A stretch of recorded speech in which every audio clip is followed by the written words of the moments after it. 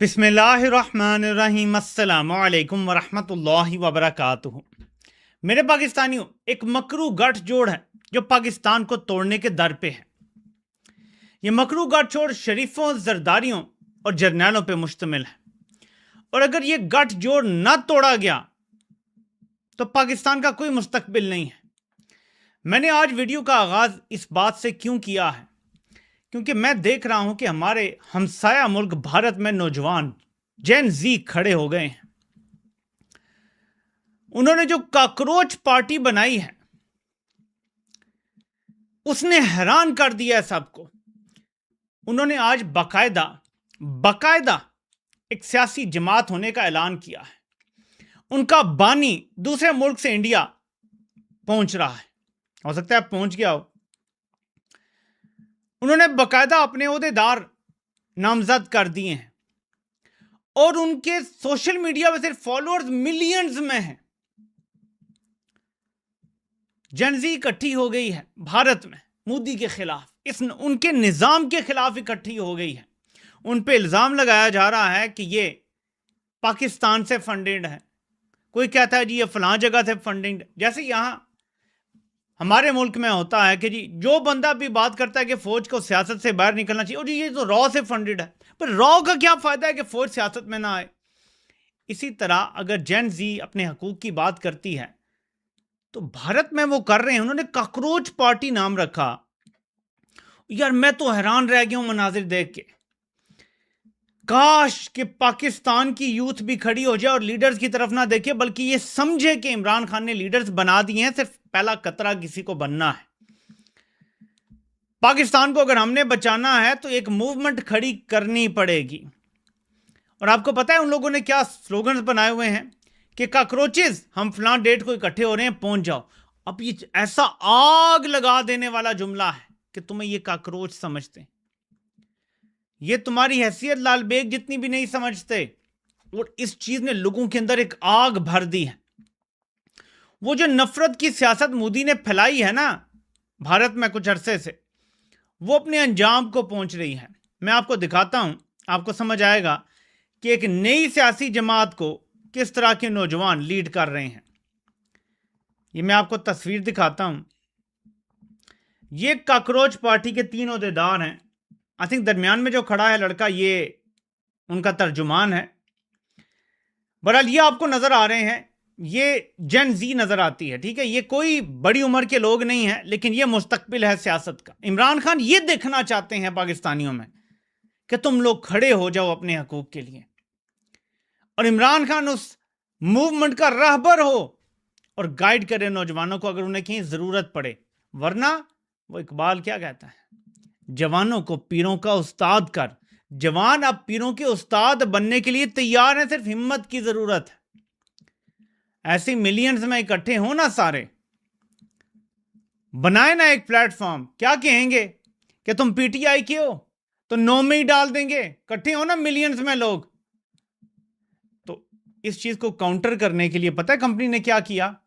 वो जो सरेआम नंगा फिर रहा है, कभी उसको लॉन्च करते हैं, वो कभी एक दुत्कारे हुए सिंगर को लॉन्च करते हैं कि अगर कोई नौजवान नई मूवमेंट बनाना चाहते हैं तो हम इनके जरिए हाईजैक कर लें। वो ये गेम चल रही है। आपने हाईजैक नहीं होने देना, नंबर 1। और नौजवानों की जनवन जो मूवमेंट होगी वो इमरान खान से इंस्पायर होकर बनेगी पाकिस्तान में, क्योंकि इमरान खान ने इस निजाम को नंगा करने में अपनी जिंदगी दांव पर लगाई हुई है। इस निजाम की गलाजतें हमारे सामने खोलने में उस शख्स ने अपनी आंखें गंवा दी हैं, अपनी आजादी गंवा दी है, अपनी शहंशाह वाली जिंदगी कुर्बान कर दी है, और अपने जिंदगी के कीमती साल जेल की काल कोठरी में जाया कर दिए हैं। अगर हम खड़े नहीं होते तो मैं तो बहुत इंस्पायर हुआ हूं। ये जो कॉकरोच पार्टी इंडिया में शुरू हुई है, it's a very inspiring event जो आज उन्होंने किया है। और यकीन माने कि पाकिस्तानी नौजवानों को इससे सीखना चाहिए। सिवाय इसके कि टिकटॉक पे और चीजें देख रहे हैं, यूट्यूब पे, तो ये भी आपको मिलेगा कंटेंट। इस कंटेंट से इंस्पिरेशन हासिल करें, खड़े हों अपने मुल्क के लिए। आपको ये कीड़े मकोड़े से भी बदतर समझते हैं, आपको खड़े होना पड़ेगा। एनीवे, मैं आपको एक क्लिप सुनाना चाहता हूं। मोहम्मद मालिक जो नून लीग के काफी करीबी समझे जाते हैं, वो क्या कह रहे हैं। कुछ टॉप के कारोबारी लोगों की शहबाज सरकार से मुलाकात हुई है। क्या बात हुई है जरा सुने। कल एक बड़ी इंपॉर्टेंट मीटिंग हुई टॉप बिजनेसमैन की प्राइम मिनिस्टर के साथ, और उसके बाद हमेशा एक बड़ा जबरदस्त बयानिया निकला, बहुत अच्छी मीटिंग हुई, सबने एतबार शोर किया, सब कुछ किया, पर रियलिटी ये है मेरी जब लोगों से बात हुई वो बड़े ही डिसअपॉइंटेड, मायूस निकले, और उन्होंने कहा कि गवर्नमेंट के पास कोई प्लान नहीं है, ये पुरानी बातें कर रहे हैं, हर चीज IMF पे डाल रहे हैं। कारोबारी तबके को पाकिस्तान में फौज कंट्रोल करती है, याद रखिएगा। और सारा कारोबारी तबका अगर हम आवाज होके नून लीग के करीबी साथियों को बता रहा है कि यार इनके पास तो कोई प्लान नहीं है, तो सब कुछ IMF पे डाल रहे हैं, कोई इनके पास फ्यूचर प्लान नहीं है, तो समझ जाएं कि हालात किस तरफ जा रहे हैं। अब मैं इस बात से तो टोटली अग्री करता हूं कि शहबाज शरीफ से अच्छा बूट पॉलिशिया फौज को नहीं मिलेगा। ये वो गोरे नायाब है जो यकीन माने कि ऐसे समंदरों की तह में जाके मिलता है जहां इंसानों का जाना मुमकिन नहीं है। ये उस तह से निकल के आया ये गोरे नायाब। ऐसी पॉलिश करने का जो मलका शहबाज शरीफ को हासिल है वो दुनिया में किसी को हासिल नहीं है। क्या फौज इस हीरे को खोने का रिस्क ले सकती है? I don't know. लेकिन फौज के लिए इस हीरे को चलाना आगे बड़ा मुश्किल है, क्योंकि ये हीरा सवाए पॉलिश की और कुछ भी नहीं जानता। पंजाब में ये बचा हुआ इसलिए था कि पैसा आ जाता था वफाक से, और इसको दो काम थे, एकदम नए पुल की तामीर शुरू कर दो, और दूसरा फौरन जाके ऑन स्पॉट लोगों को मुअत्तल करना शुरू कर दो। इन दो चीजों की वजह से या लंबे बूट पहन के बारिश में बाहर आके ऐसे हाथ रख के खड़े हो जाओ, याद है ना इसके पोज आपको। ये दो तीन काम ये करके ना फनकारी, और जी मेरी बड़ी कारकर्दगी है, मैं बड़ा शहबाज स्पीड हूं। जबकि सिर्फ डेंगू का जो मसला था 2007-8 में ये शुरू हुआ। 2008 में मुझे खुद डेंगू हुआ। पंजाब हुकूमत को 2011 में समझ आई कि क्या करना है। 3 साल इन्हें लग गए कि पता नहीं क्या कैसे संभालेंगे इसको। लेकिन लोग कहते हैं जी शहबाज स्पीड ने डेंगू भी कंट्रोल कर लिया था पंजाब में, फलां भी कर लिया था। 3 साल लोग मरते रहे। मैं मरते मरते खुद बचा था डेंगू से उस टाइम। ये तो उस टाइम होम्योपैथिक, मैं कि खुद इतना बीमार था कि अपने लिए दवाई जब बंदे का होश ही उड़े तो कैसे बंदा सजेस्ट कर सकता है आपको। इतना मेरा हाई बुखार, मेरा खून निकल रहा नाक से मुंह से, क्या होता है उसमें प्लेटलेट्स बिल्कुल डाउन हो जाते हैं। पर थोड़ा सा मुझे होश आया, दवाई ली तो वो अल्लाह ने करम किया कि बेहतर हो गया। लेकिन इनकी तरफ से तो कुछ भी नहीं था उसके लिए। कहने का मतलब ये है कि कोई शहबाज स्पीड शीट नहीं थी, तो कारकर्दगी नहीं है इसके पास, सिर्फ पॉलिश है।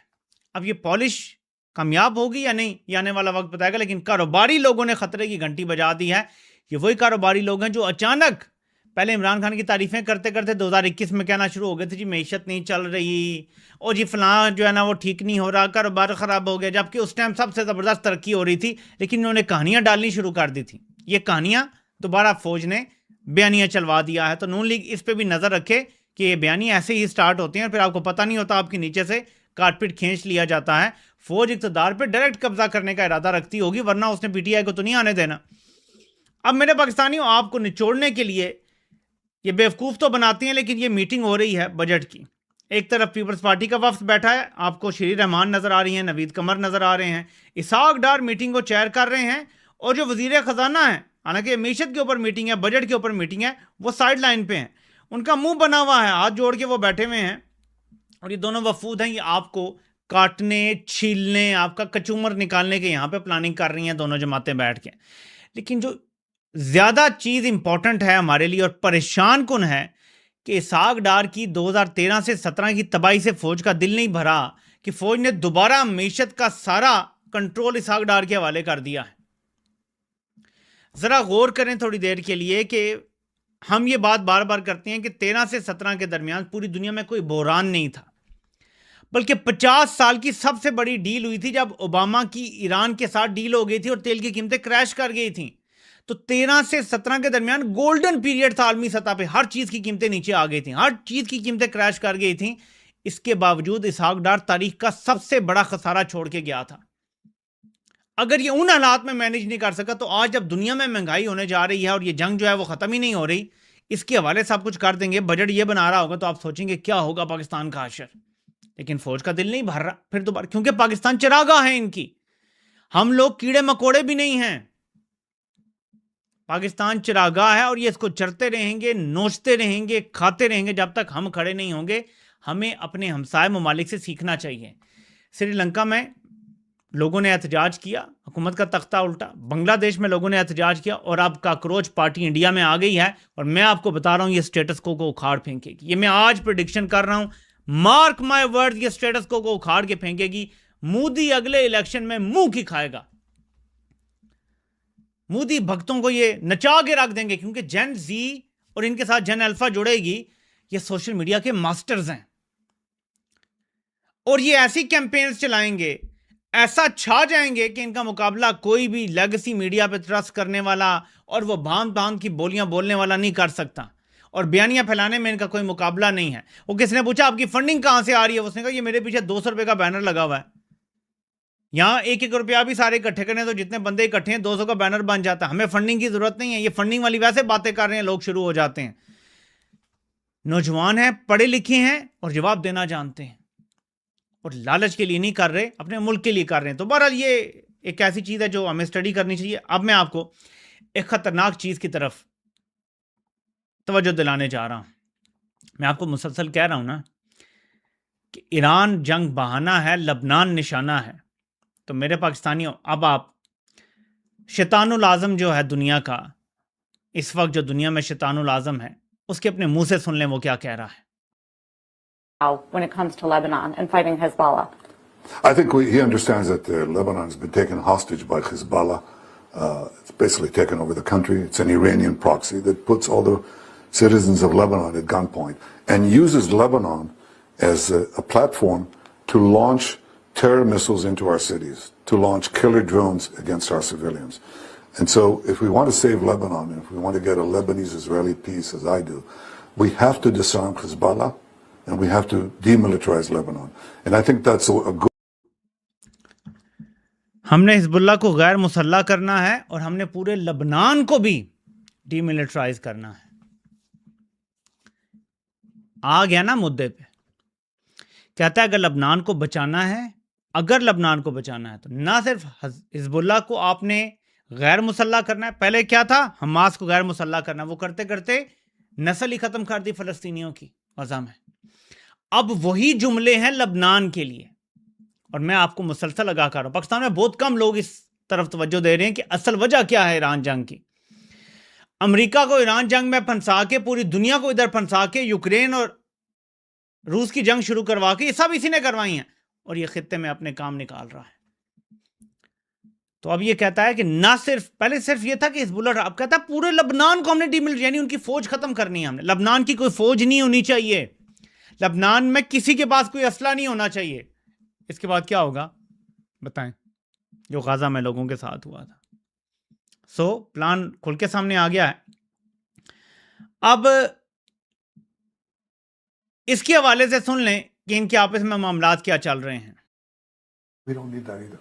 I mean, we appreciate it. I appreciate every amount of help that America has given us over the years. But I think just as we moved away from financial aid, economic aid, we can move away now from military aid and move to a partnership. And that's going to happen. And the last thing... نیتنیاہو پہ بڑا دباؤ ہے, اور American جو activist ہیں, جو YouTubers ہیں, جو بہت بڑے بڑے پوڈ کاسٹرز ہیں, وہ ایک جملہ بہت استعمال کرتے ہیں کہ اسرائیل کو پیسہ امریکہ دیتا ہے, لیکن فیصلے اسرائیل کیسے کر رہا ہے؟ بھائی پیسہ اسے ہم فراہم کرتے ہیں, ڈے ٹو ڈے ان کی لیونگ کے لیے بھی پیسہ ہم فراہم کرتے ہیں, ہر چیز کی مدد کرتے ہیں, ملٹری کی ایڈ دیتے ہیں, انہیں اسلحہ فراہم کرتے ہیں, لیکن فیصلے بھی وہ کر رہے ہوتے ہیں اور ہماری کوئی سنتے نہیں ہیں. اس نے کاؤنٹر نکالا ہے, اور یہ کہتا ہے جی کہ ہمیں امریکہ سے اب پیسہ نہیں چاہیے, بلکہ ہمیں ملٹری ایڈ بھی نہیں چاہیے. اب یہ اس طرف آ رہا ہے کہ ہم خود کفیل ہو گئے ہیں, پیسہ بھی ہم اپنا بنا سکتے ہیں اور اسلحہ بھی ہم اپنا بنا سکتے ہیں, تو اب ہم پارٹنرشپ کریں گے. سمجھ رہے ہیں؟ یعنی دباؤ کام کر رہا ہے, اس کو یہ بیان دینا پڑ رہا ہے. آہستہ آہستہ امریکہ میں ایک فضا بن رہی ہے کہ وہاں پہ جو تم اتنا پیسہ دیتے ہو, اسلحہ دیتے ہو, وہ نہ دو. اور یہ فضا ایسی بن رہی ہے کہ ٹرمپ شاید وہ آخری بندہ ہوگا یہ اتنا کھل کے اس رجیم کی مدد کر سکے گا. اس کے بعد ایسا کرنا امریکہ میں بڑا مشکل ہو جائے گا. امریکی پالیٹکس بھی بدلنے جا رہی ہے, اور میں اس طرف بھی بار بار آپ کی توجہ دلا رہا ہوں کہ میں بدلتے ہوئے حالات, جیسے انڈیا میں دیکھ رہا ہوں نا کہ ایک تبدیلی کی لہر آ رہی ہے, وہاں بھی تبدیلی آ رہی ہے, نیا ہندوستان بننے جا رہا ہے. نوجوان اگر آگے آ جاتے ہیں تو نوجوانوں کی سوچ مودی والی نہیں ہے. نئی پیڑھی ہے, ان کی نئی سوچ ہے, بالکل اسی طرح جیسے پاکستان میں نئی سوچ ہے کہ ہم نے پرانا مطالعہ پاکستان پہ اب بھروسہ نہیں کرنا, ہم نے فوج کو حکمران نہیں ماننا, ہمیں فری اینڈ فیئر الیکشن چاہیے اور ہم اپنے حکمران خود چنیں گے, وہ پھر ملک چلائیں گے کیونکہ ہم نے انہیں چنا ہوگا. یہاں بھی نوجوان بدل چکا ہے, لیکن یہاں کو نوجوان ایکشن لینے سے ڈرتا ہے. یہاں کو نوجوان کہتا ہے جی ہمیں کال دے, کوئی برس گور کال دے گا آپ کو, بھائی یہ آپ کو خود موومنٹ کھڑی کرنی پڑے گی. فرق صرف اتنا ہے کہ شاید, میں اب یہ یقین سے نہیں کہہ سکتا, لیکن ذرا پوری دنیا میں اسٹیبلشمنٹس کے اپنے کردار بھی ہوتے ہیں. کیا انڈیا کی اسٹیبلشمنٹ مودی کے لگاتار اقتدار سے اتنی تنگ پڑ گئی ہے کہ وہ بھی چاہتے ہیں کہ ایسا ہو؟ یہ آنے والے دن اس سوال کا جواب دیں گے. لیکن ظاہر ہے کہ مودی کریک ڈاؤن کرے گا. اب جیسے اس نے پہلے ہی بیانیہ بنانا اس کی پارٹی کے لوگوں نے شروع کر دیا تھا کہ جی یہ جو کاکروچ پارٹی بیرونی فنڈنگ ہے, تو وہ کرے گا تو ضرور, لیکن انڈیا نے تبدیل ہونا ہے اب, اور وقت آ گیا ہے کہ پاکستان بھی تبدیل ہو. اور خطے میں اگر یہ بڑی تبدیلیاں آ جاتی ہیں تو پاکستان اور انڈیا کے درمیان ایک نئے دور کا آغاز بھی ہو سکتا ہے. اگر وہاں سے انتہا پسندی ختم ہو جائے تو ایک نئے دور کا آغاز بڑی اچھے طریقے سے ہو سکتا ہے, جو کہ اس خطے کے لیے بڑا اچھا ہوگا. اینی تو جب یہ میں نے آپ کو چیزیں پہلے بتانا شروع کی تھی نا کہ مقصد کیا ہے, تو اب آپ سمجھ جائیں کہ نیتن یاہو سے سوال پوچھتی ہے اینکر. ایک اور کلپ اب میں اب کیا سناؤں آپ کو, کہ ٹرمپ نے آپ کو کہا کہ تم جو ہے وہ پاگل ہو. کہتا ہے دیکھیں ٹرمپ جو ہے نا ہمارے لیے بیسٹ پریزیڈنٹ رہا ہے اسرائیل کے لیے. تو ہمارے درمیان ایسی ہوتا ہے جیسے گھر میں نا کئی دفعہ اسٹریٹجک اختلاف ہو جاتا ہے, لیکن اینڈ میں ہم پھر ٹھیک ہو جاتے ہیں. تو اس نے تسلیم کیا ہے کہ ٹرمپ کے ساتھ اس کا اختلاف ہوا ہے. ٹرمپ نے اس کو برا بلا کہا ہے, بلکہ گالیاں بھی دی ہیں. لٹرلی اس نے اعتراف کر لیا ہے میڈیا پہ آ کے. اور ٹرمپ سے سوال پوچھا ہے گلادہ کسی ڈیفرنٹ انٹرویو میں کہ جی لوگ یہ بار بار اب کہہ رہے ہیں کہ نیتن یاہو نے آپ کو بیوقوف بنا کے حملہ کروا لیا. تو وہ کہتا ہے یہ پاگل لوگ ہیں, ڈم کریٹس انہیں بولتا ہے اب وہ, کہ یہ ڈم کریٹس ہیں, انہیں کچھ پتہ ہی نہیں ہے. اب وہ کیسے اعتراف کرے کہ اسے واقعی بیوقوف بنایا گیا؟ لیکن وہ جو بیوقوف بنایا گیا ہے یا یہ مل کے کر رہے ہیں اور عوام کو چونا لگا رہے ہیں, دونوں صورتوں میں جس طرح میڈیا پہ آگے یہ پوسٹنگ کر رہے ہیں وہ یہی ہے کہ جی اختلاف ہے, نیتن یاہو میرے قابو میں نہیں ہے. بیسیکلی یہ بتانے کی کوشش کر رہے ہیں, کیونکہ مقصد حاصل کرنا ہے, مقصد لبنان ہے. لبنان اس ٹائم مقصد ہے. ایران انہیں پتہ چل گیا کہ ایک دم فتح نہیں ہوگا, لیکن ایران کا معاملہ چلتا رہے گا تو لبنان میں جو کارروائی ہو رہی ہے اس طرف دنیا کی توجہ اتنی نہیں جائے گی, کیونکہ بڑا ایشو ایران کا ایشو ہے. اور یہ ہے گیم جو اس ٹائم چل رہی ہے. اور پاکستانی جرنیلوں کے تو یقین مانے وارے نیارے ہوئے ہوئے ہیں, کیونکہ جب تک جنگیں چلتی رہتی ہیں ان کی یوٹیلٹی بنی رہتی ہیں. جنگ چلتی رہے گی تو ادھر سے پیغام ادھر, ادھر سے پیغام ادھر, ادھر سے ادھر, ان کی چاندی ہوئی رہے گی اور یہ جو چاہیں گے کریں گے. یعنی آپ سوچیں ایمان مزاری اور ان کے ہسبینڈ ہادی علی چٹھا کو بھی کیس تک لگانے نہیں دے رہے ججز کو. حالانکہ ایمان مزاری یورپی یونین کے بہت سارے ایمبیسڈر سے ملاقاتیں ان کی رہی ہیں, ان کو پتہ ہے کہ وہ یہاں پہ انسانی حقوق کی ایک بڑی وکیل رہی ہیں, لوگوں کے مفت میں کیس لڑتی ہیں, جب بھی کسی کا مسئلہ ہوتا ہے اس کے لیے کھڑی ہوتی ہیں. اس بیکنگ کے باوجود کیس نہیں لگنے دے رہے, کیونکہ ان کو پتہ ہے کہ امریکہ اور نیتن یاہو ہمارے ساتھ ہیں.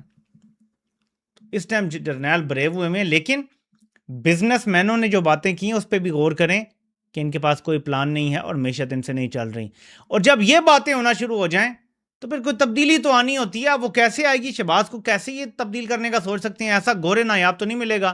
یہ کون سا ایسا پی ایچ ڈی ٹیکنوکریٹ لے آئیں گے جو شہباز سے بہتر پرفارم کر سکے گا؟ I have no idea. کیونکہ عدالتیں آپ کی خراب ہو جائیں, آئین آپ کا معطل ہو جائے, قانون آپ عمل درآمد نہ کروائیں, تو ایسے ڈر اور خوف کے ماحول میں سو کال ہارڈ اسٹیٹ میں کون سرمایہ کاری کرے گا؟